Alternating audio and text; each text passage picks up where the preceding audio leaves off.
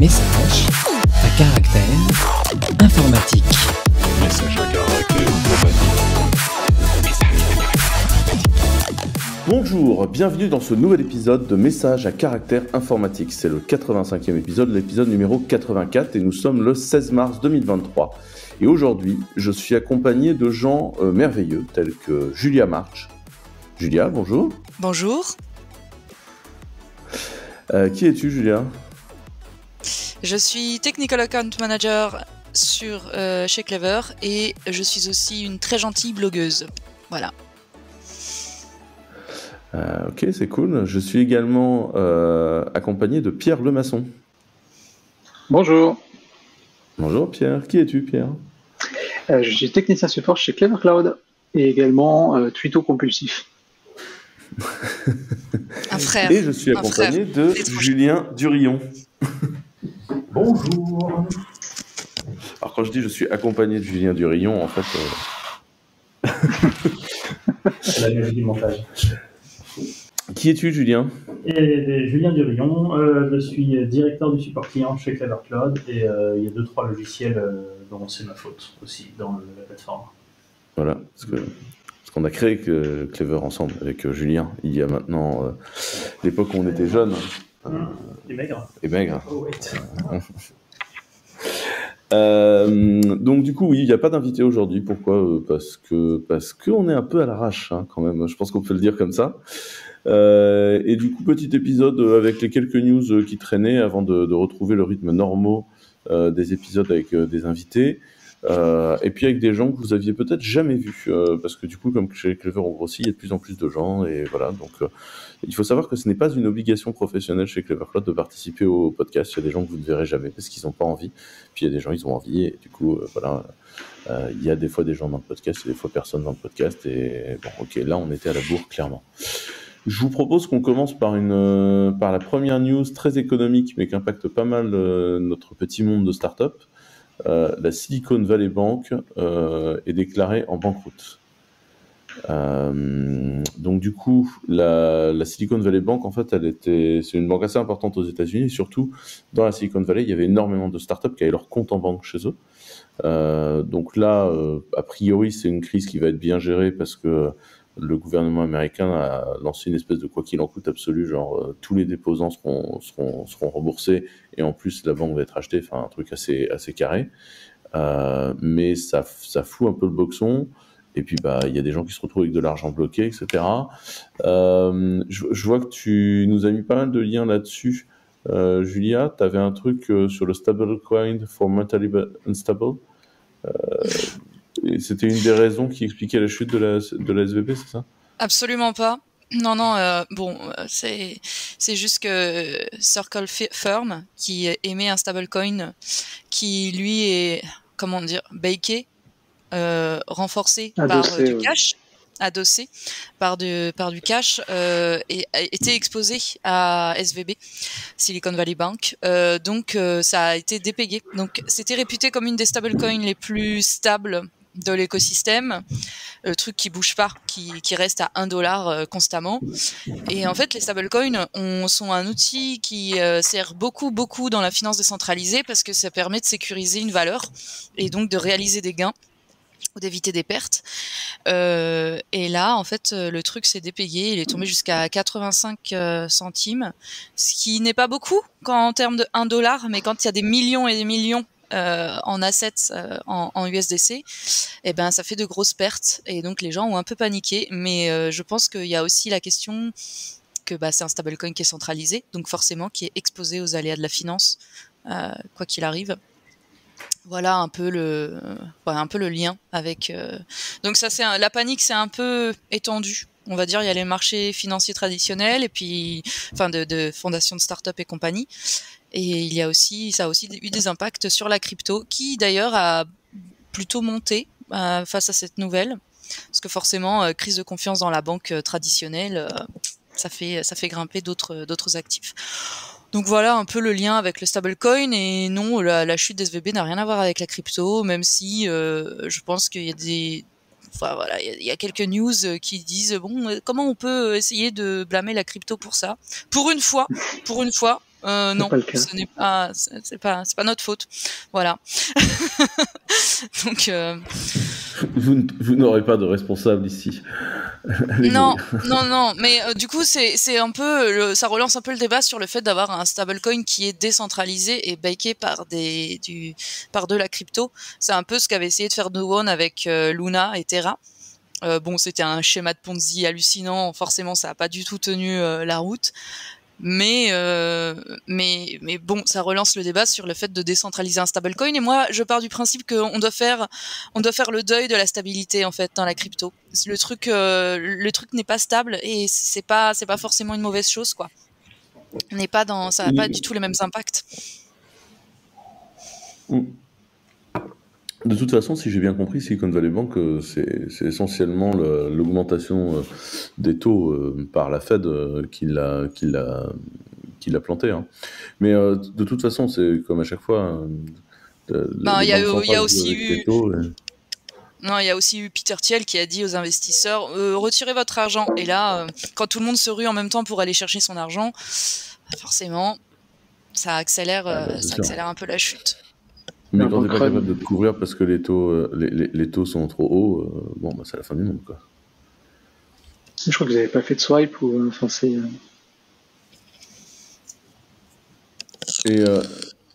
Et juste, je vois que tu as mis un lien qui était Silicon Valley Bank SVB Collapse Explainer Statute Venture Capital. Tu veux parler de ce lien-là? Alors attends, je vais cliquer dessus pour me souvenir ce que c'est. Je crois que c'est l'article. C'est Ah oui, un où article on qui explique que c'est le récapitule un swipe, peu là. toute l'histoire. Ouais, il explique un peu tout le processus, de ce qui s'est passé. Ça résume un peu l'affaire. Je le trouve très bien cet article parce qu'il aborde vraiment tous les sujets, les effets collatéraux et les conséquences possibles, sans s'avancer non plus des masses. Donc je l'ai mis, c'est pour avoir un peu l'info de l'histoire depuis le début, quoi, ce qui s'est passé. Système, Là, clairement, enfin, même si tout le monde va récupérer son blé à la fin, là, tu as plein de gens dont le compte est bloqué. En clair, il y a des gens, ils savent pas comment ils vont payer leurs employés, parce qu'en fait, leurs assets sont gelés le temps de trouver une solution, quoi. Enfin, ça va être un peu compliqué, quoi, parce que c'était une Mais banque pas assez que leurs importante. employés. Pas que leurs employés, leurs fournisseurs. Quand t'as plus accès à du cash, t'es dans la merde, quoi. On va dire, il y a les fournisseurs, donc ça fait un effet domino. Où si les fournisseurs ne sont pas payés, ils n'ont plus, eux, même s'ils sont pas exposés à SVB Bank, si leurs clients le sont, bah c'est inquiétant Par ricochet, pour la ouais. suite. Mais la banque a été quand même sauvée en un temps relativement record, ce qui est assez rare je crois que dans l'histoire des banques américaines et même globales. En moins de 4 jours, la Fed, plusieurs banques, le gouvernement avait pris position, enfin, avait fait une déclaration, alors que d'habitude, soit on la laisse couler, la banque, mais là, le risque était trop gros pour que ça se propage, alors que c'est pas une grosse banque, apparemment, SVB, en termes de. C'est une petite C'est pas banque. énorme. Après, t'as des trucs qui sont chiants. T'avais une partie des dépôts Stripe qui sont dedans. T'as des gens qui se retrouvent avec l'argent qu'ils gagnent sur Stripe de freeze. Parce que t'avais une partie des wallets Stripe qui étaient chez SVB. En fait, ils ont plusieurs holders, parce qu'ils sont énormes, Stripe. Donc, ils ont plusieurs holders, mais t'as des gens dont le wallet de récupération en aurait été utilisant, perdu. tu vois, donc ton PSP, Stripe te sert de PSP, donc tu récupères des sous, il y a un moment, ça passe par un wallet virtuel qui lui en fait est géré dans une banque. Et donc il y a une partie, Stripe s'est retrouvé avec une partie de ses wallets scellés chez SVB, quoi. Stripe, ils retiennent pendant, ça dépend de la durée, ça dépend de la nature de la transaction, mais entre 7 et 14 jours, parfois plus, ils retiennent le montant au cas où il y a des demandes de remboursement. De la contestation. Et c'est pas toi, c'est pas le vendeur qui décide, c'est Stripe qui décide arbitrairement si et ils sont très très laxes là-dessus. Donc ils retiennent très longtemps à l'argent et en fait faut pas oublier qu'ils ont un gros monopole Stripe. D'ailleurs, ils ont travaillé à ce monopole. Il y a AWS et pas AWS mais Amazon et Stripe qui sont les deux gros monopoles des processeurs de paiement sur internet. Exprès, ils se sont bien démerdés pour que ce soit eux qui contrôlent le truc. Donc si à un moment donné ils peuvent pas payer les gens, Bah, c'est l'entièreté de la vente sur Internet qui se retrouve dans la panade. Voilà. Tu veux dire que des acteurs comme MangoPay, par exemple, en Europe ou au Luxembourg, je sais plus d'où ils sont, ne seraient pas confrontés au même problème pour le coup? Ils ne retiennent pas aussi longtemps l'argent en banque, du coup? Je sais pas comment fonctionne ils retiennent ils retiennent l'argent en banque. En fait, tu as une obligation. En fait, le truc, c'est. Oui, si c'est tu ça, c'est veux, clair. En fait, il faut que tu attendes la fin de la rédemption, si tu veux, de ton virement.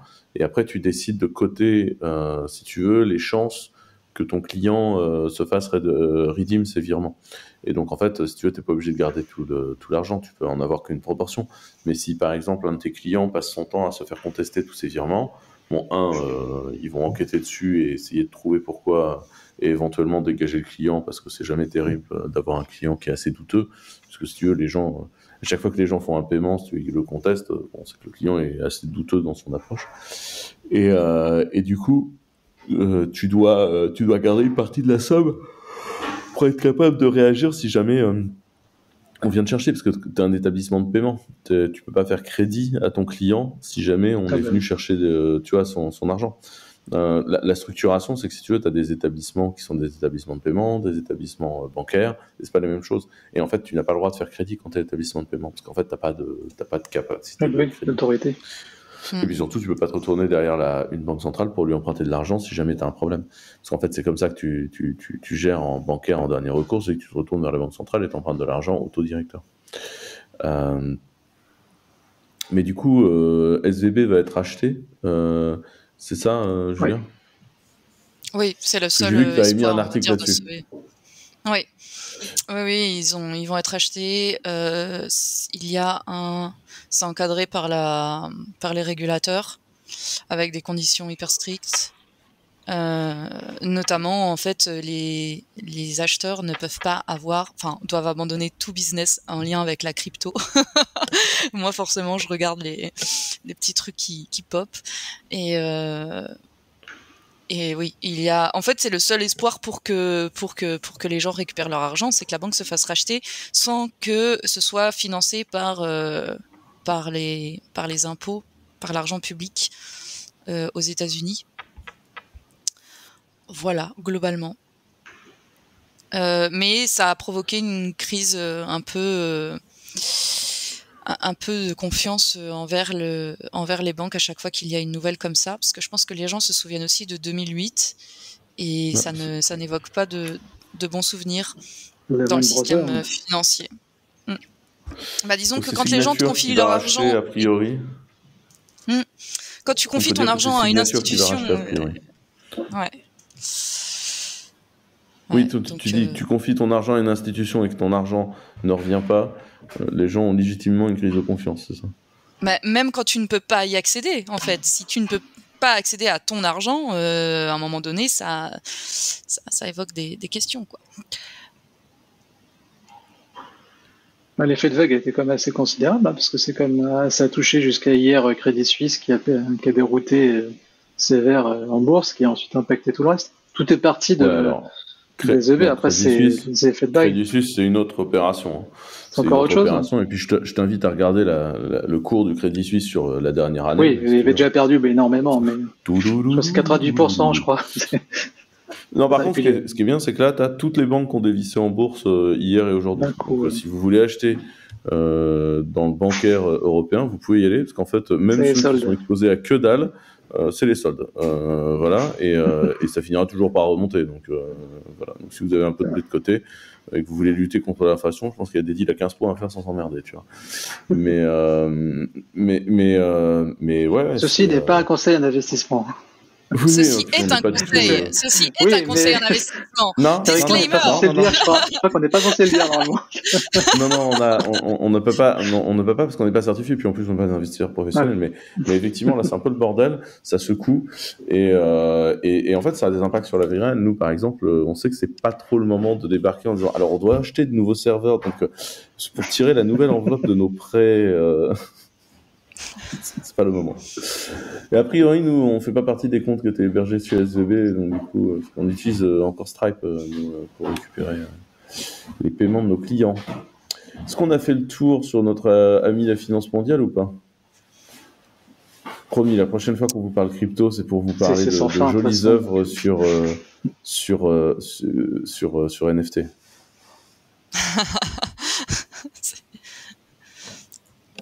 Ok. Donc toujours chez nos amis américains, Amazon a fermé 8 stores de Go. Donc vous savez, Amazon Go, c'est les magasins où vous arrivez, tout est fait en reconnaissance d'image, tu prends des trucs et tu sors. Alors j'ai fait le test, j'y ai été réellement dans un Amazon Go Store pour tester, j'ai trouvé ça bluffant, la façon dont ça fonctionnait. Mais a priori, ça se fonctionne pas toujours aussi bien parce que il y a une trentaine de stores au global Amazon Go, et là ils en ferment 8 où a priori ça marchait pas et ça faisait pas de blé. Ils te disent que c'est pas un problème, enfin qu'ils vont continuer le projet et que c'est pas un problème, mais du coup voilà. C'est l'emplacement qui était mauvais, en fait, peut-être ou Bah écoute, moi Mais j'ai regardé les emplacements où ils ont fermé, je suis très surpris. Enfin, pour moi, c'est des trucs qui tournent, quoi.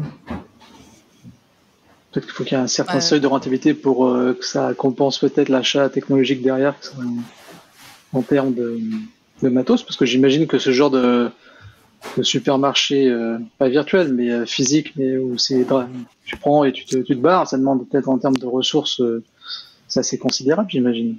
Les Non, mais alors, caméras, les capteurs, c'est à Seattle, New York et San Francisco, des villes où les loyers sont exorbitants. Je pense que c'est très, à mon avis, c'était pas rentable. C'était pas rentable. Ouais, tu penses que par c'est une rapport aux opération frais. au carré, quoi?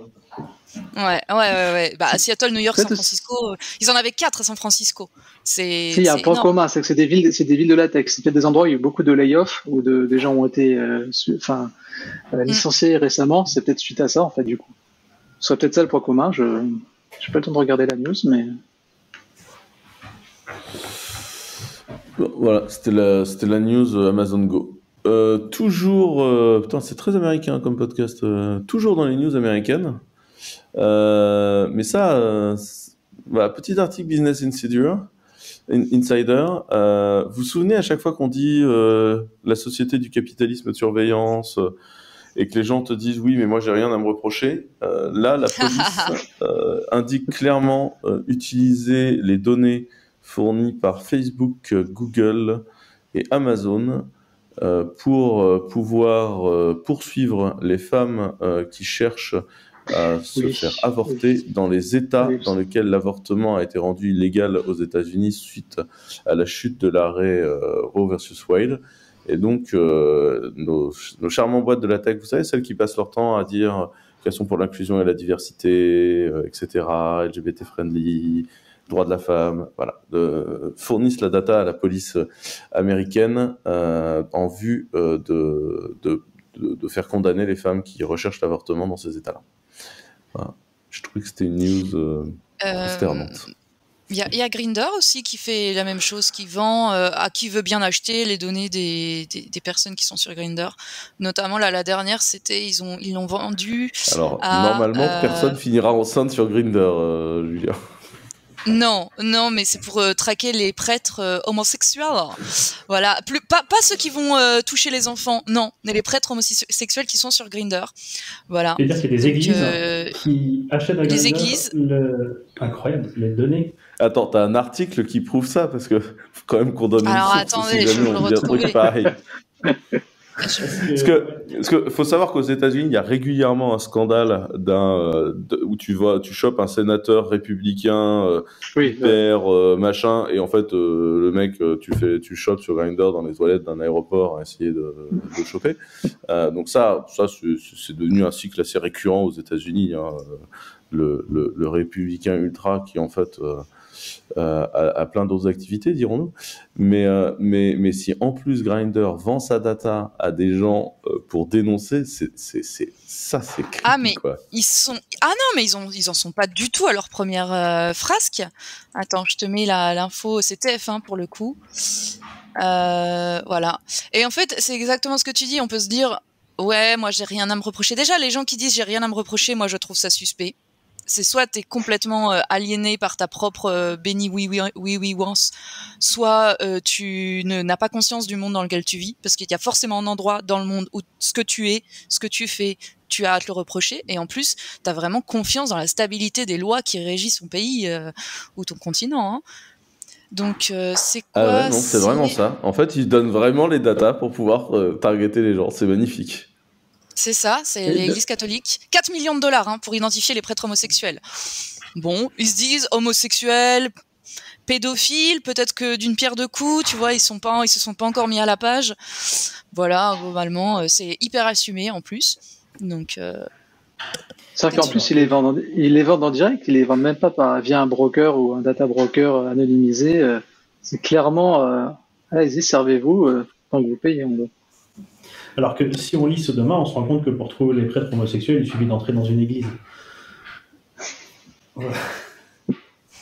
Pourquoi? Explique ta blague, je n'ai pas compris. Ouais, il y a eu un livre, un journaliste d'investigation, je crois, qui a écrit un livre où il est allé pendant, comment on appelle ça, en immersion. C'est quoi le mot pour l'investigation là, c'est ça. En immersion dans le milieu de l'Église catholique. Donc il est allé rencontrer des prêtres, des moines, etc. Et il s'est pointé à chaque fois en disant oui, bonjour.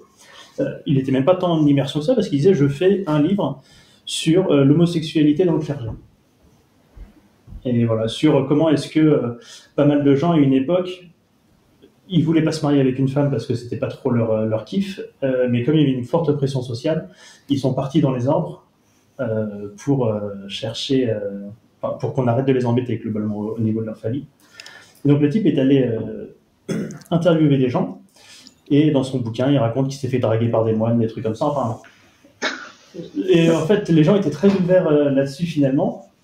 Et bref, je vous laisserai lire le livre complètement, mais le bouquin est assez sympa, et le type était très très ouvert dans sa démarche, et en fait il a été accueilli très très bien, et il y a des trucs assez drôles par exemple. C'est lequel tu parles de Sodoma, le bouquin de Frédéric Martel? C'est ça, j'avais oublié le nom du... C'est un des prods de France Culture, et j'écoute beaucoup France Culture. Et voilà, avec des effets un peu marrants, où, en tout cas pendant une certaine époque, plus les prêtres faisaient des sermons qui étaient homophobes, globalement, plus ils étaient remarqués par la hiérarchie, et plus ils montaient dans la hiérarchie. Et donc en fait, et souvent, ceux qui étaient les plus virulents étaient ceux qui avaient le plus à se reprocher. Alors je fais des guillemets, c'est eux qui se reprochaient des choses. Les plus actifs. Enfin, les plus actifs, non, ou les plus... les plus homosexuels, en tout cas. Et en tout cas, qui du coup, pour essayer de cacher ça, ils étaient encore plus virulents. Enfin, vous voyez un peu la mécanique un peu classique. C'est souvent et comme du coup, ça. Plus tu te rapproches du pape, plus la proportion est grande. Le bouquin est assez cool. Ouais, en fait, la conclusion du bouquin, c'est qu'en fait, c'est un bouquin, c'est une somme. Hein. Le bouquin est énorme, mais en fait, la conclusion du bouquin, c'est de dire que le Vatican est la plus grosse communauté homosexuelle, homophobe d'Europe. Bravo les homosexuels. Le bouquin est passionnant. Le plus grand sonaguet d'Europe. Bravo l'Église catholique. Bravo l'Église catholique. Ça revient au même. Autres, tu vois. Non, ça revient pas du tout au même. Il y a des gens qui ont des drames dans leur vie, puis il y a des gens qui sont tout à fait cohérents, tu vois. Enfin, voilà. Mais moi, ce que je trouve passionnant, en fait, plus grandement dans cette histoire, c'est à partir du moment où on confie des données à une entreprise privée qui a en fait une loi qui permet au gouvernement d'aller taper dedans. En clair, tu permets au gouvernement de créer des fichiers qui sont basés sur tes préférences sexuelles, ton envie ou pas d'avorter, ce que tu achètes, donc par exemple ton alimentation, ce qu'on pourrait très bien aussi imaginer, des gens qui se font persécuter parce qu'ils mangent pas comme il faudrait. Moi, je me souviens avoir vu des articles qui disaient qu'avec le fait qu'Amazon récupère la totalité des données de consommation de certaines personnes, tu avais des assurances santé aux États-Unis qui voulaient attraper les données d'achat de certaines personnes pour dire que s'ils faisaient des AVC, c'était de leur faute parce qu'ils bouffaient de la merde. Et donc, du coup, ils se déportaient du contrat de santé. Et en fait, voilà, je pense qu'il y a un moment, faut faut être clair en fait avec ce qui est en train de se passer. Il faut réaliser à un moment qu'on donne ces données à des gens, quoi. Et donc à un moment, c'est ça. Et je trouve que c'est intéressant parce qu'en général, on nous dit toujours, ce ne sera pas une réelle situation. Bah si, clairement. Et en fait, la question, c'est quelle peut être l'éthique de ces gens-là. Je prépare une transition et notamment comment on fait l'éthique dans ces trucs où on a de plus en plus d'AI et d'organisations intelligentes. Et là, Microsoft a fait une petite annonce, Julien. Alors, c'est pas spécialement une annonce. Oui, ils auraient préféré qu'on n'en parle pas. C'est ça, je pense. Globalement, on voit Microsoft comme beaucoup des grosses boîtes de la tech récemment, après avoir embauché comme des fous il y a 2-3 ans, maintenant ils virent comme des fous. Enfin, ils virent comme des fous, je ne sais pas combien ça représente de personnes Microsoft, mais en tout cas, ils ont dégagé récemment à peu près 10 000 employés. Globalement, dans toute l'entreprise. Et en fait, dans les 10 000 employés, il y a globalement toute l'équipe. Alors ça s'est fait petit bout par petit bout, mais il y avait une équipe d'une trentaine de... Non, je vais expliquer quelle équipe peut-être d'abord. Donc toute l'équipe dont le boulot était de s'assurer de l'éthique et de la responsabilité, etc., vis-à-vis de toutes les recherches sur les intelligences artificielles. Donc globalement, c'est interroger à chaque fois qu'on fait un produit basé sur l'intelligence artificielle, comment est-ce que ce produit ne fait pas mal à des gens, de façon intentionnelle ou non intentionnelle. Et voilà. Et donc le boulot de cette équipe, c'était d'être un peu dans les réunions autour des produits d'AI.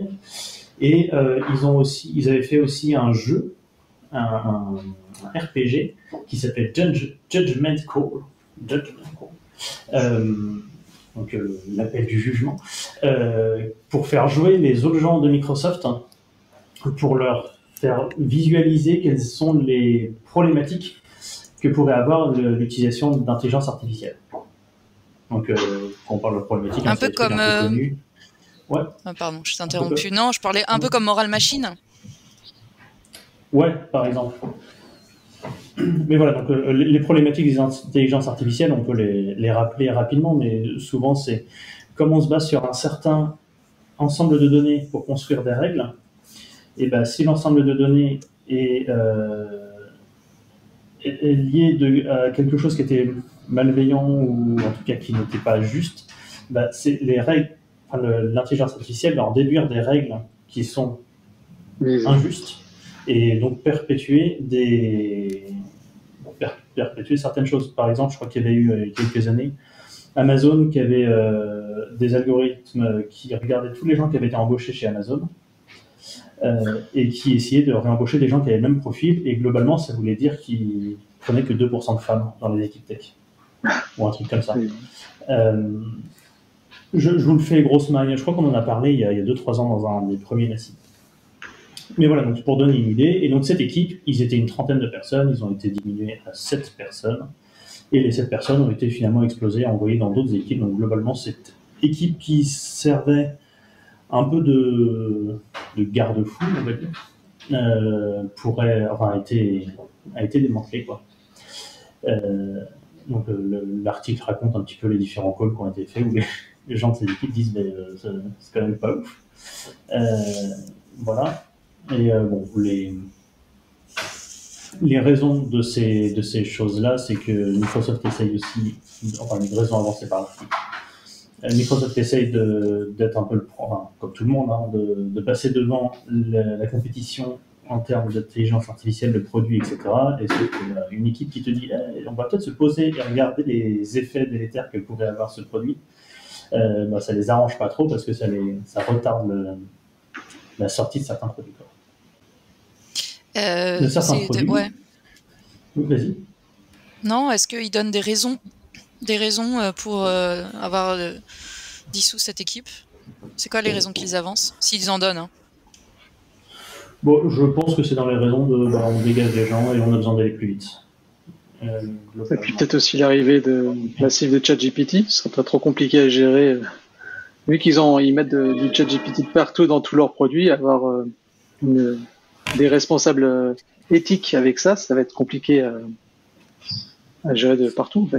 C'est ça, en fait, ils veulent aller plus vite, et en fait, ils ont regardé, cette équipe-là, ils nous ralentit, donc...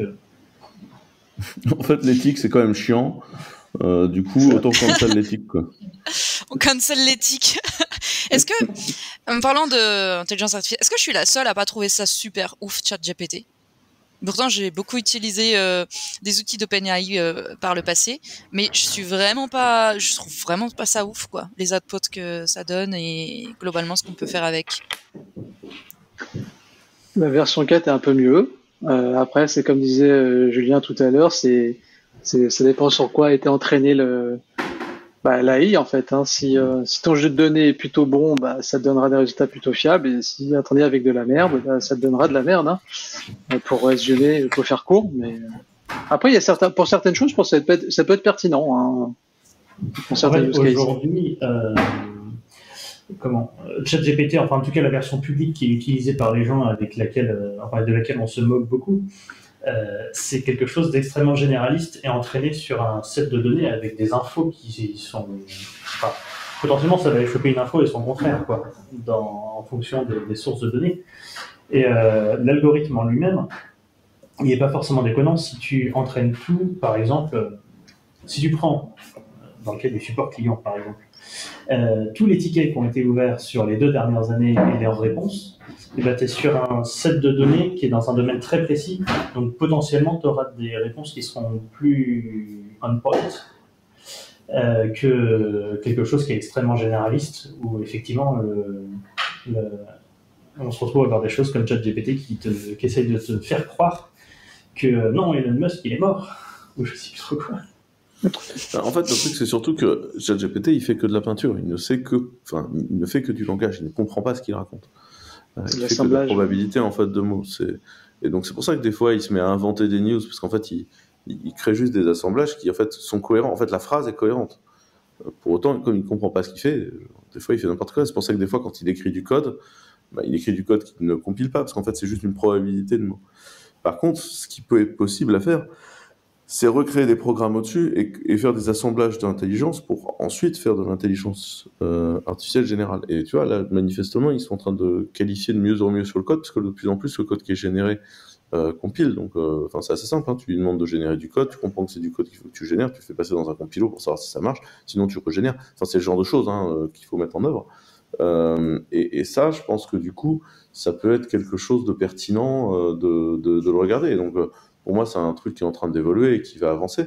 Mais avant de faire une intelligence artificielle générale comme Jarvis, à qui tu veux demander à la fois de te faire ton café, des informations, un calcul qui te manque et de te mettre de la musique, oui, clairement, on n'y est pas, quoi.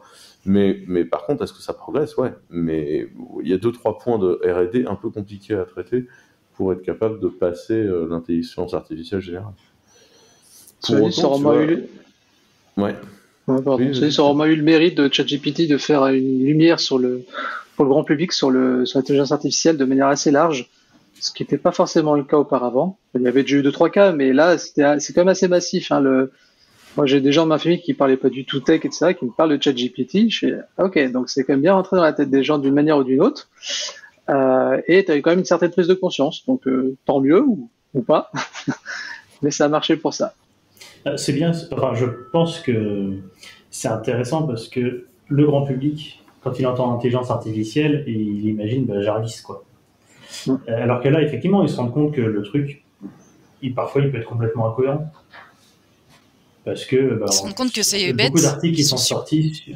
Ouais, c'est ça, que c'est juste de l'assemblage, comme disait Quentin. Moi, je pense que, après, tu vois, ça va commencer à rendre déjà des services. Par exemple, il y a une version de ChatGPT qui a été intégrée du coup à Bing par Microsoft. Donc, Microsoft finance massivement OpenAI et là a fait un gros deal pour intégrer de plus en plus ChatGPT à Bing. Et du coup, ça a eu des conséquences, n'est-ce pas, Pierre? Oui, c'est ça. Je sais. Ça a quand même. Ça aura permis quand même de récupérer. Ça a attiré plus de 100 millions d'utilisateurs actifs par jour sur Edge. Alors Edge, c'est le navigateur de Microsoft, le navigateur web, qui est l'équivalent de Firefox ou Chrome sur nos machines, qui s'appelait la réalité, avant. c'est que c'est plus un équivalent de Chrome où les mecs ont Oui, repeint. c'est basé quand sur même, Chrome, effectivement, sur WebKit. Voilà. Non, c'est pas WebKit, c'est Chrome. C'est ça. C'est carrément Chrome en fait. Chromium, c'est Chrome, ouais. Mais je sais pas, c'était quoi l'ancien nom de Edge? Je sais plus, il y avait un autre nom avant. C'était Internet Explorer en fait. Voilà, c'était l'ancêtre de Edge est le successeur d'Internet Explorer. Et pourquoi les gens vont sur Edge en fait? Enfin, il y a plus de monde qui utilise Edge en fait parce que je crois que c'était plus simple pour si on voulait sur Bing Chat, on pouvait utiliser ChatGPT grand public plus rapidement et en ayant moins de limites en fait. C'est pour ça que les gens sont mis de manière massive à utiliser Bing et Edge aussi. C'était un bon combo en fait. Et grâce à ça, ça aurait permis enfin de le pousser un peu plus et plus rapidement, comme Bing d'ailleurs. Ils vont peut-être arriver à faire plein de choses sympas, ou même attirer en tout cas beaucoup d'utilisateurs. Microsoft avec tout leur gamme de services que maintenant ils possèdent, aussi bien Edge, Bing. Je crois on en avait pas dans les précédents podcasts de Clever, mais dans Message à caractère informatif. Mais aussi bien dans Word, dans Windows. Je sais pas, peut-être bientôt dans GitHub. Il y avait déjà GitHub, c'était Autopilote, ouais. Autopilot ou Copilot. Compagnon, ouais. Ouais, Compagnon. Peut-être qu'il y aura C'est le Copilot truc où ils plus l'ont entraîné sur la ChatGPT, totalité du set de code, y compris le code privé. Donc ça va peut-être pas tarder à arriver aussi là-dessus, quoi. Après, moi, j'avoue, j'ai beaucoup utilisé OpenAI pour générer des fanfictions mêlant Quentin et Sandrine Rousseau. Voilà, j'ai épuisé tous mes tokens OpenAI comme ça. On coupera au montage, c'est ça. Mais voilà, du coup, je suis un peu dégoûtée parce que... On ne coupe jamais au montage, mais bon, il y a des choses que les gens n'ont pas besoin de savoir, tu vois. Oh, écoute, c'est de domaine public, c'est bon. On peut déjà rappeler qui est Sandrine Rousseau. Non, mais on ne fait pas de pub à ça. Par contre, ça veut dire quand même que la thèse de Google, qui aujourd'hui est effrayée par le lien entre OpenAI et Microsoft et le fait que ChatGPT puisse révolutionner la search et derrière la search leur capacité à vendre de la pub est quand même assez justifiée parce que 100 millions d'utilisateurs actifs par jour comme ça, c'est un chiffre quand même, quoi. Et du coup, pendant ce temps-là, il existe des gens qui créent d'autres compétiteurs à ChatGPT et qui sont intéressants. Et Judu, tu voulais nous parler de Claude, c'est ça? Oui, Claude, donc c'est un projet d'une entreprise qui s'appelle Anthropic. Anthropic, globalement, c'est des gens qui font de l'intelligence artificielle. Voilà. Là, c'est un article du 14 mars, donc c'est avant-hier, qui parle donc de Claude, qui est leur intelligence artificielle. Qui parle donc de Claude, leur intelligence artificielle, qui, en tout cas, leur but, c'était de faire une intelligence artificielle qui soit harmless, j'ai perdu le mot, qui ne soit pas dangereuse, et qui puisse potentiellement, qu'on puisse la configurer aussi pour être sympathique ou moins sympathique, etc. Et l'article est essentiellement un showcase de leurs différents clients ou partenaires. Donc, ils citent Quora, ils citent DuckDuckGo, ils citent Notion, donc pour aider les gens potentiellement à écrire des articles ou ce genre de choses. Ici, moi, j'ai trouvé... Ah, la AI de Notion qui est pas si mal foutue que ça, là, c'est en fait c'est du Claude. Enfin, c'est du Anthropic, ouais. Ok. Ouais. Donc voilà, donc ils travaillent déjà avec eux et l'idée c'est que Claude c'est leur nouveau produit, en tout cas la nouvelle version de leur produit. Voilà, il y a DuckDuckGo aussi et il y a par exemple Robin AI qui fait du légal, globalement des contrats, etc. et qui utilise Claude pour écrire, on espère, des contrats, des meilleurs contrats, ou évaluer des parties de contrat pour dire si ce contrat a du sens légal, ou est-ce qu'il est compréhensible par des clients, et comment est-ce qu'on pourrait réécrire cette partie-là du contrat pour que le client soit capable de comprendre cette partie-là, c'est-à-dire que ce ne soit pas trop écrit en technico-légal, mais qu'en même temps, une fois que le contrat est signé, le paragraphe soit quand même liant et puisse pas poser de problème plus tard s'il y a un problème avec le contrat. Enfin, s'il y a un problème dans la relation qui a été contractualisée. Donc voilà, ils mettent en avant côté Anthropic le fait que ils essaient de l'entraîner sur des modèles qui ne sont pas dangereux, donc il y a potentiellement un travail sur les modèles à la base, et que potentiellement, bon ça c'est un truc assez classique, hein, mais ils mettent des exemples de si quelqu'un essaye de l'insulter, le truc peut dire bah, écoute, non, je ne t'aiderai pas si tu commences à m'insulter. Des exemples de comment est-ce que tu rends ton interface un peu friendly, enfin, voilà, par exemple. Et pourriez-vous, s'il vous plaît, me donner le numéro de commande auquel vous faites référence, ou alors donnez-moi le numéro de commande auquel vous faites référence. Voilà, ce genre de choses. Donc, à surveiller, je pense, parce qu'il n'y a peut-être pas que ChatGPT dans la vie. Et pour le coup, Google avait fourni, enfin, Ouais, c'est juste Venture en fait qui est rentré. Hein. Ouais, C'est-à-dire que c'est quand même très loin de, tu vois, c'est très loin d'eux quoi. Bon, pour ceux qui connaissent pas l'organisation de Google, il y a un bras armé financier qui s'appelle Google Venture. Mais enfin, Google Venture, c'est quand même très très loin. Enfin, c'est très très loin des préoccupations opérationnelles des gens de chez Google. Donc, c'est pas nécessairement. Enfin, quand Google investit, ça veut pas nécessairement dire grand chose d'un point de vue produit. Ça veut dire que Google a mis du blé dans une boîte. Quoi. Mais c'est pas pour autant que ça veut dire autre chose. Quoi. En tout cas, voilà. Et donc, Claude est censé être l'intelligence artificielle avec laquelle il fait bon discuter. Voilà, c'est pour ça que c'est un prénom français. Moi, je vous ai mis un petit lien juste derrière, un truc qui s'appelle Linux Puzzle. Donc, c'est une série de petits tests un peu marrants à faire pour apprendre à utiliser la CLI. Donc, si vous n'êtes pas à l'aise avec la CLI, c'est plutôt cool. Et il est un peu marrant dans sa construction parce que, en fait, ça boot réellement un Linux dans une page web avec en fait, derrière, c'est un Linux qui est compilé en Wasm. Enfin, en WebAssembly. J'ai trouvé ça assez drôle. Voilà, je suis amusé. Voilà. Donc, je me suis dit que c'était amusant, que c'était cool. C'est pédagogique.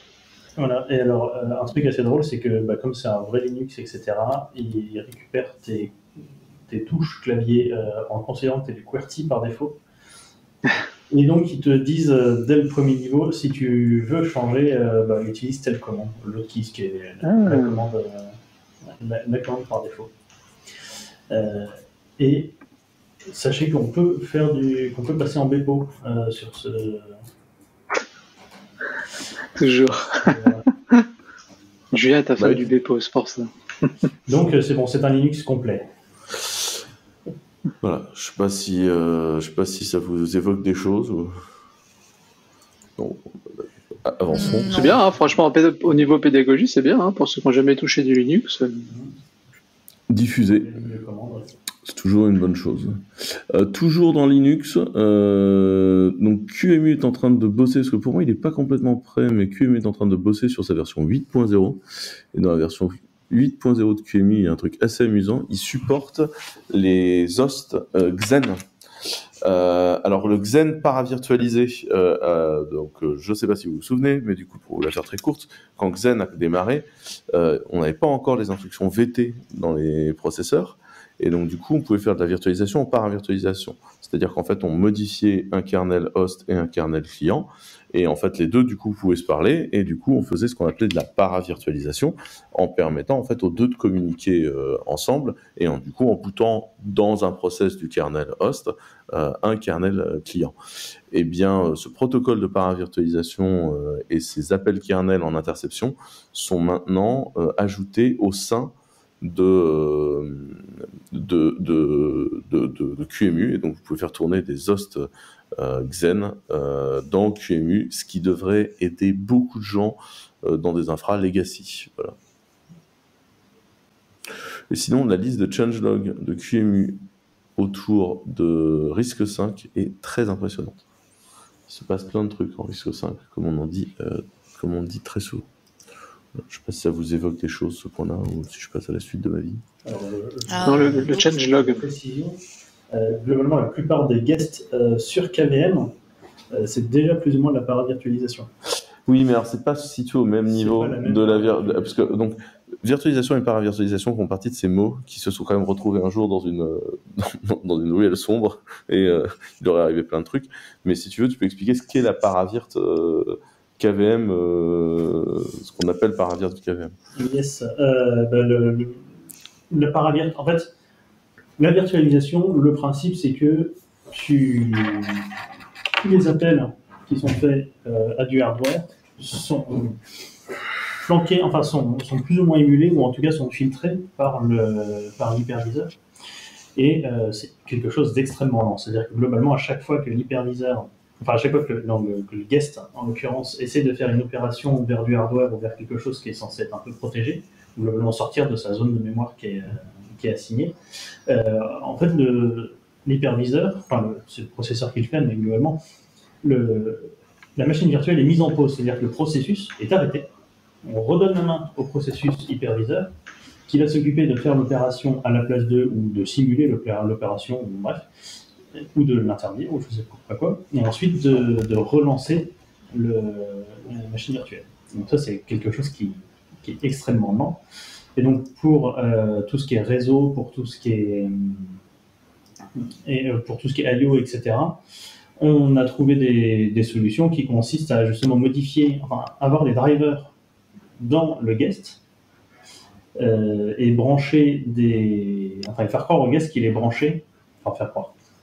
Au lieu de brancher le guest directement sur quelque chose de physique, on le branche sur des buffers et le guest a des drivers qui sait discuter avec le host, avec ses buffers, donc ça évite de faire des interruptions de tout le guest à chaque fois qu'il y a quelque chose un peu qui sort de l'ordinaire, enfin qui sort de l'autorisé plutôt.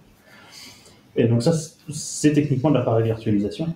Ouais, en fait, c'est un bus de communication qui va du bucket, qui va de la machine virtuelle à la machine haute. Et en fait, c'est un bus de communication direct. Et en fait, ces bus de communication direct qui du coup existent permettent d'aller beaucoup plus vite. Ce qu'il faut bien comprendre en virtualisation, c'est que souvent les gens ont l'impression que le temps il est perdu au niveau du processeur. En fait, en virtualisation, le surcoût d'utiliser de la virtualisation d'un point de vue processeur dans l'OS coûte rien. Ce qui coûte, c'est l'émulation des drivers en fait. Et pour être tout à fait franc, même à une époque, les cartes réseau ou les écrans, on émulait réellement de l'électronique de la carte réseau. Le tout démarrage de VMware, c'est ça, on émule en fait des processeurs Broadcom. Et donc évidemment, c'est hyper lent. L'intérêt de faire ces ponts-là, c'est qu'en fait, ça devient hyper rapide. Et pour vous donner des idées, c'est pour ça que moi à l'époque, j'étais je trouvais que les comparaisons en fait entre Docker et la virtualisation étaient souvent très fausses, parce qu'en fait, ça utilisait pas les bons modes de virtualisation et ça utilisait le mode host de Docker, c'est-à-dire sans filtrage. En fait, faire une filtration du réseau en userland plutôt qu'en kernelland et utiliser des drivers pas bien émulés en termes de réseau, évidemment c'était hyper lent. Mais en fait, si tu renverses le truc, c'est pas du tout ça. C'est pour ça que nous, par exemple, on boot des machines virtuelles en moins d'une milliseconde dans notre function as a service. C'est qu'en fait, c'est hyper rapide. Le truc qui est chiant, c'est l'émulation en fait des drivers. Et en fait, l'émulation des drivers, c'est quelque chose qu'on a mis en œuvre.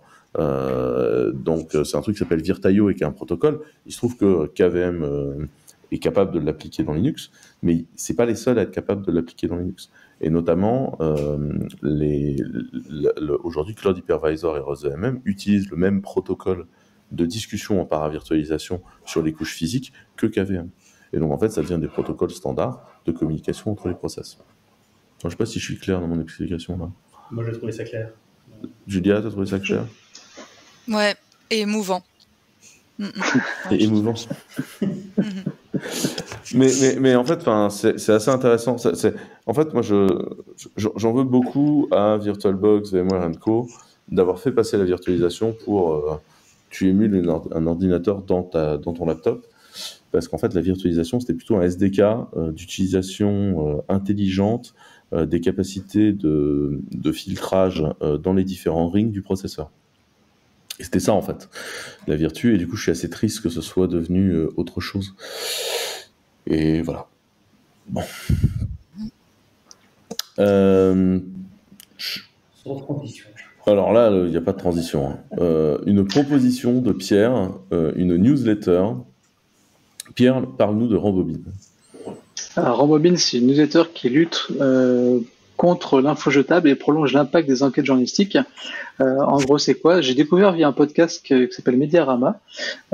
Et Rambobine, en fait, cette newsletter, elle va prendre un article qui a été écrit dans l'APQR ou dans la presse nationale, et elle va revenir dessus, un peu comme le fait peut-être 21, mais ils vont recontacter les journalistes de base qui avaient fait un article profond, par exemple, c'était sur, je crois, rue 89 Strasbourg, en a fait un sur l'hôpital psychiatrique, et ils vont continuer l'enquête. Ils vont demander, j'avais fait un certain constat, un peu comme des fois fait Médiacité en relançant certaines infos sur le long cours, enfin sur le moyen terme plutôt, et eux vont revenir 6 mois plus tard, des fois 1 an plus tard, et creuser de nouveau le sujet, sous le même angle qu'avait fait le journaliste, en allant un peu plus profond. Ça permet déjà de remettre sur le devant de la scène l'article en question, qui avait eu des fois pas mal d'échos sur la scène locale ou nationale, et de recreuser le sujet et d'apporter, en fait, c'est remettre une pièce dans la machine, ou le remettre en lumière pour une nouvelle catégorie de population. Et c'est un format qui est assez intéressant. Je vous invite à le découvrir. La publication, je crois que c'est tous les mois, si je me trompe pas. Mais ça, c'est bien fait pour le coup. Bonne découverte. Je viens de m'abonner. Ouais. Bah écoutez, je m'y mets également, ça m'intéresse. Eh ben écoutez, je constate, alors ça fait partie des trucs, on les sort chez Clever et on n'en parle absolument jamais, et donc Julia, tu as décidé de nous parler de l'outil Cellar Migration, donc même si on ne le citera pas ici, le nom de code interne était mais beaucoup plus classe. Hein. Ouais, mais nous n'avons pas. On ne le citera pas ici. Voilà, il fallait être là. Non, le juridique a dit non. Le juridique a dit même pas en rêve, les gens. Donc, Cellar Migration. Alors, c'est parti d'un problème qu'on avait. C'est qu'il y avait un client qui avait un bucket S3, mais gigantesque. Il avait, je crois, 90 millions d'objets. C'était énorme. Il fallait le bouger, ce S3. Il fallait qu'il sorte d'Amazon. Et donc, on a commencé à regarder des solutions parce qu'évidemment, booter un AirClone depuis son ordinateur pour faire la synchro comme on ferait avec n'importe quel S3 lambda, ça ne marchait pas parce que ça prenait des plombes. Et donc, il fallait laisser de faire tourner un ordinateur, un serveur constamment. Donc, on s'est dit, on va chercher le moyen de lancer ça sur un de nos runtime chez Clever et que la migration se fasse tranquillement. On n'a rien trouvé qui était satisfaisant, donc Arnaud, chez nous, Arnaud Lefebvre, l'a codé à partir d'une clique qu'il avait conçue en Rust pour au départ nos cellars, pour synchroniser les cellars entre eux et puis les propager. Donc moi j'étais tombée sur le Big Slurper de Cloudflare, dont je suis très fan du nom. Et le principe était ça, c'était d'aspirer du stockage S3, du stockage object chez Amazon et de les emmener sur leur serveur. Le problème, c'est que nous, enfin leur truc est en bêta, on s'est dit on va tester notre truc et finalement on est arrivé à quelque chose qui fonctionne et qui peut être lancé. Il y a tout le README qui explique la procédure, etc. Et donc big up à Arnaud parce que on a passé, on est resté très tard certains jours pour tester le truc et voir les erreurs qu'on avait. C'était pas forcément hyper intuitif parce que la configuration pour synchroniser un S3 avec un Cellar, c'est pas exactement la même chose que synchroniser deux manières de stocker identiques. Donc ça a été implémenté et on a consommé beaucoup de RAM pour le tester et finalement ça fonctionne. Voilà. Donc c'était très drôle à faire. Je ne sais pas si Arnaud dirait la même chose. En gros, c'est lui qui codait et moi qui testais et qui lui disait ça marche pas. Et donc on revenait dessus.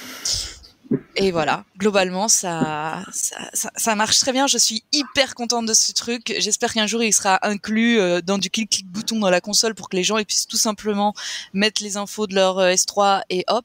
En revanche, ça va coûter une blinde à migrer parce que Amazon facture des grises-filles incroyables. Voilà. À ce propos, il y a des gens qui ont déjà réussi à se faire rembourser ces frais. Je pense notamment à DHH de chez Basecamp. Ouais. Il a fait un procès à Google Cloud pour des grises-filles qui considéraient comme abusifs. Et puis c'est une teigne. Le mec il s'accroche quand il a décidé qu'il voulait un truc, il ne lâche rien. Et donc il a réussi à se faire rembourser les grises-filles. Et je me dis que s'il y a plus de gens, parce que enfin vraiment juridiquement ça a été déclaré comme étant abusif. Donc pas la totalité, mais une grosse partie. Je crois que c'est à peu près plus de la moitié qu'il a réussi à se faire rembourser, ce qui est pas mal.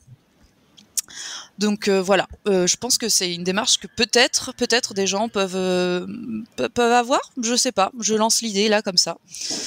Parce que c'est vrai que chez Amazon, c'est un peu une stratégie.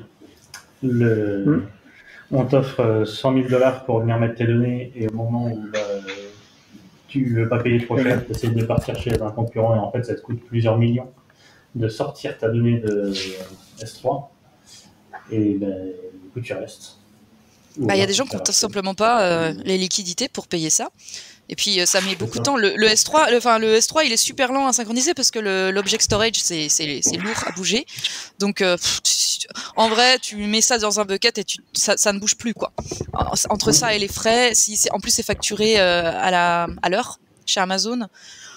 Bon, ça coûte une blinde, ouais, effectivement. Ouais. Mais il y a des stratégies, encore une fois, des HH David, le CEO de Basecamp, il a réussi à avoir gain de cause. Donc voilà, l'idée est là. Est-ce qu'il a réussi à avoir gain de cause après avoir suivi un tuto de TikTok ?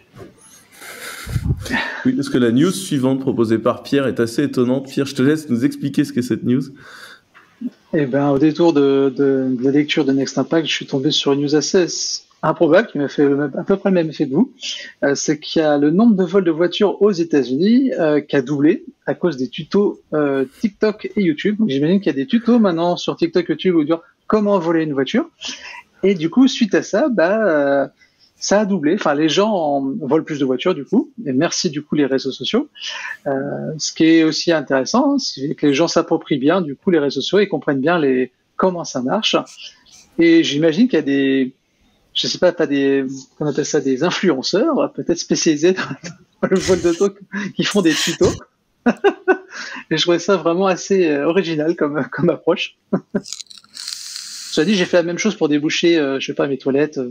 J'ai été aussi sur YouTube, comment déverrouiller, c'était quoi le haut des toilettes pour accéder au ballon d'eau et le réparer. Je pense qu'en fait les gens font la même chose. Comment voler la BMW 3S, je sais pas, qui est dans ma rue. Et merci TikTok, quoi. Merci YouTube.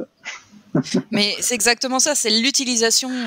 Enfin, c'est le sens d'être de l'Internet premier.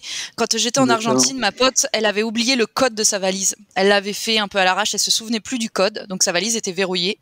Moi, ma proposition première, c'était de défoncer la valise. Tant pis, rip. Mais finalement, on a trouvé sur Internet un tuto qui montre comment retrouver le code, comment déverrouiller une valise sans connaître le code.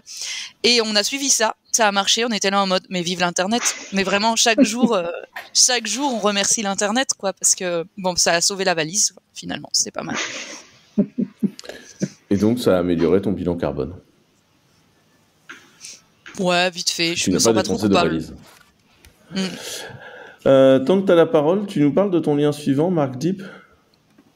Ah, Mark Deep, alors c'est Casual Effect qui fait ça. Alors ça part d'un problème comme tout. Moi j'écris beaucoup en Markdown et il y a des moments je dois partager des fichiers avec les gens c'est pas forcément hyper intuitif le Markdown, soit ils l'utilisent pas, soit je veux l'afficher de façon un peu générale et donc là il suffit de mettre après le .md on met HTML et on ajoute un petit lien on ajoute un petit code dans notre fichier Markdown, donc moi je l'ai mis dans mes templates, et on peut envoyer le fichier, ça va s'afficher comme un fichier HTML avec un petit peu de CSS, un petit peu de magie, un petit peu de paillettes, et on peut aussi faire ses propres thèmes si on veut. Et on n'a rien à télécharger, on n'a rien à compiler, rien du tout. On fait juste ça. On partage le fichier, ça marche du tonnerre, j'aime trop. Je sais pas pourquoi j'aime autant, mais c'est vraiment très sympa. Voilà, donc j'avais envie de partager ça. Typiquement le genre de truc que je file sur mon blog, un peu les bêtises. Mais je trouve ça bien plus sympa que d'envoyer quand on a juste à partager un fichier pour que la personne prenne connaissance. Obsidian permet aussi de faire ça. Il y a un plugin qui marche très très bien, export HTML, mais de la façon correcte, Markdown vers HTML, et ça inclut le thème d'Obsidian qu'on a configuré avec son beau petit index, ses beaux petits paramètres et tout ça. Et tout ce qu'on a dans Obsidian, on peut l'exporter comme ça. Donc voilà, tout ce qui est partage de fichiers Markdown sans passer par un éditeur de Markdown de l'autre côté, parce que les gens n'ont pas forcément ça. J'aime bien. C'est ma cam du moment. Surtout, j'avais une extension sur Chrome ou Firefox qui permet qui permet de convertir un Google Doc en Markdown. C'est une intégration, dans le marketplace de Google Doc, et du coup, tu peux convertir ça très rapidement en un clic, je crois. Et du coup, ton Google Doc où les gens ne savent pas faire du Markdown, hop, ça y est, ils en ont. Ouais, mais moi, perso, moi, c'est l'effet inverse, c'est justement pour pas passer par Google Doc. Je connais l'extension et tout ça. Elle marche pas super bien, mais c'est max pain d'utiliser Google Docs. À chaque fois, je saigne, mes mains sont traumatisées de devoir taper sur cette interface. Donc, l'interface, elle fait des roulades au ralenti. C'est ralenti, c'est pas. Tu pourras intégrer un lien, tu dois cliquer, faire tététi, mettre le lien. Enfin, c'est pénible. C'est très pénible, je trouve, comme interface. Donc bon, Markdown Power. Et puis pour les gens qui n'ont pas d'éditeur, il y a ça. Et puis pour les gens qui veulent convertir du Markdown et s'initier, ouais, pourquoi pas passer par Google Doc, mais je vois vraiment pas l'intérêt de passer par Google Doc pour convertir en Markdown. En fait, autant le faire directement. Ça prend 5 minutes à apprendre, c'est vraiment pas la mer à boire, surtout avec des éditeurs de texte qui existent par pléthore. Ulysse est pas mal. C'est un logiciel fermé, c'est disponible que sur Mac, mais c'est un bon plan. Ou d'autres qui sont référencés sur les sites qui parlent de Markdown, quoi. Et Voilà. Et tant qu'on est sur les bons outils qui se partagent, Julien, tu avais un outil à nous partager ? Alors ça, je l'ai piqué à Pierre, justement. Oui, attends, c'est moi qui l'avais posté, ça, là-bas, sur Slack, peut-être ? C'est toi qui l'avais posté, mais en fait, ça m'amusait parce que, en fait, c'est pas un outil, c'est deux outils. Et je pense que c'est fait par les mêmes personnes, parce que quand tu regardes les sites, c'est exactement le même site.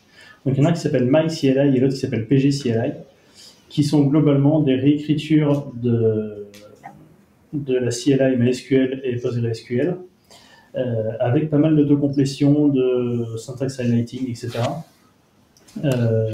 Qui peut être sympa si vous voulez être un petit peu aidé dans votre... Alors, sur MySQL, je trouve que c'est plus intéressant que sur PostgreSQL. Je vais m'expliquer pourquoi. Parce que... Enfin bref, donc c'est assez sympa parce qu'avec la collaboration, ça vous aide à écrire du SQL où parfois on peut être un petit peu perdu. Là où à la base, moi, on n'utilise pas trop MySQL en interne chez Clever Cloud. Et donc, j'avais plutôt tendance à tester PGCLI. Et en fait, c'était sympa, mais je me suis rendu compte que dans la commande de base PostgreSQL, quand on fait /E, ça nous ouvre un éditeur. Et moi, du coup, j'ai un Vim qui est très très bien configuré pour faire du SQL avec la complétion, etc. Et je préfère utiliser ça en général, même si le Vim en question ne me donnera pas la complétion sur ce qui se passe dans la DB. Mais voilà, ces outils sont assez sympas, et voilà, à tester. Faites attention par contre quand vous mettez à jour votre stack Python, parfois l'outil il faut le réinstaller. Voilà, c'était un côté les outils de l'épisode. Ah pardon Julien, je t'en prie. Non, je l'ai déjà téléchargé, c'est bon. Déjà à fond. À fond. Ok, cool. Écoutez, là-dessus, moi, je vous propose de vous laisser tous sur le sample de That's My People de NTM, c'est une découverte par Pierre, et c'est un compte Twitter qui est très drôle, qui s'appelle SampleFR, c'est ça? Tu nous en parles vite fait? Et ben en fait, SampleFR recense la plupart des morceaux classiques qu'on connaît, enfin pas classiques, connus qu'on connaît actuellement, qui sont en fait basés sur des samples. Hein. C'est la musique n'est qu'un éternel recommencement et pompage, ou copie, ou inspiration. Voilà. Et ce morceau de NTM, qui est relativement connu, est basé sur un sample de Frédéric Chopin. Enfin, c'est un sample basé sur Frédéric Chopin, qui est un compositeur assez ancien pour le coup, hein, 1835-1839. Romantique. C'est un romantique. Ok, eh bien donc du coup nous vous laissons sur ce petit morceau de Chopin tout doux. Merci de nous avoir suivis pour cet épisode unique. Et puis bah du coup on reprend avec des invités très rapidement. Juste les uns derrière les autres, où est-ce qu'on peut vous retrouver, Julia? Julia Marche avec 2 H sur Twitter. Pierre? @SirChamalo sur Twitter et même chose sur Substack pour ma newsletter. Julien? Judu avec 2 fois 2 U sur Twitter et pas encore Mastodon parce que j'ai la flemme. Et donc moi toujours le pseudo imprononçable WXZCE sur Twitter. Je vous remercie à tous de nous avoir suivis. Merci pour cet épisode et puis passez tous une bonne journée, une bonne soirée en fonction de quand est-ce que vous nous écoutez. Merci, au revoir. Salut. Merci.